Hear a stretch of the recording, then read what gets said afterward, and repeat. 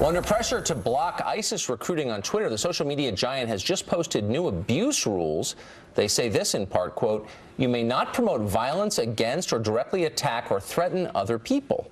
But critics argue there is no mention of the terror organization and the wording is so vague that it could really apply to anyone.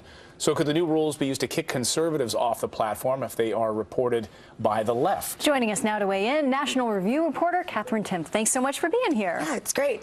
So this is something that has lit up the blogosphere, so to say, among conservatives. This is something they're concerned about. That makes sense. That definitely makes sense. We always have to look at it if we're looking at protecting from terrorism, particularly online, at First Amendment and civil liberties and all those kinds of things. And this language is so vague that you could really get anybody in trouble that you wanted to, especially because, you know, this year the word skinny was declared violent. Get over it's violent. The word freshman promotes rape culture. You could pigeonhole anything into being falling under this policy. You mentioned some of the language being vague. I want to read it so viewers know. Quoting, "Twitter will not tolerate behavior intended to harass, intimidate, or use fear to silence another user's voice. As always, we embrace and encourage diverse opinions and beliefs, but we will continue to take action on accounts that cross the line into abuse." ISIS had 46,000 Twitter accounts that they had received criticism for not taking down. They've now since done that. But how could someone else be caught up in this net of vague language? Well, right. What's intimidation? Anything could be intimidation. Someone would say, oh, this looks like intimidation, and they flag it, and then it ends up getting taken down, and in the meantime, you don't have an account. So really, that's the whole point, is what could it be? It doesn't mention ISIS at all. It seems almost like make Twitter a nice, happy place land, which it's not.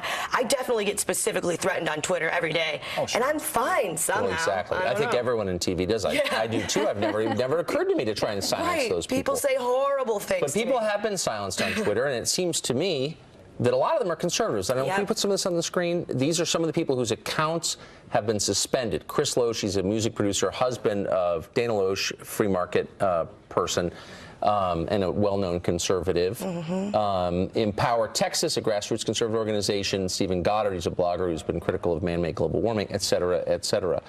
Do you see a trend here? Right, of course, yeah. We know the government would never target conservative groups, like the IRS, for example, would never do anything like that. No, of course it can be used that way. Of course it is being used that way.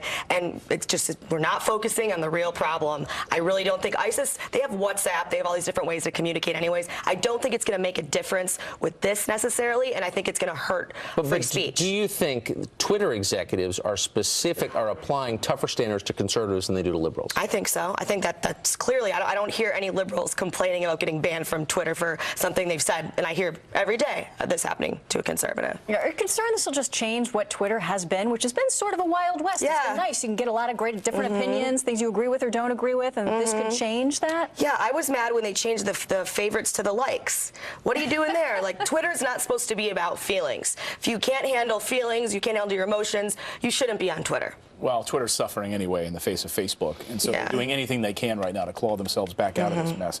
All right, Katherine, Happy New Year. Happy New Year to you guys. You made me feel unsafe, but we're glad you came anyway. Oh, yeah, no. you did.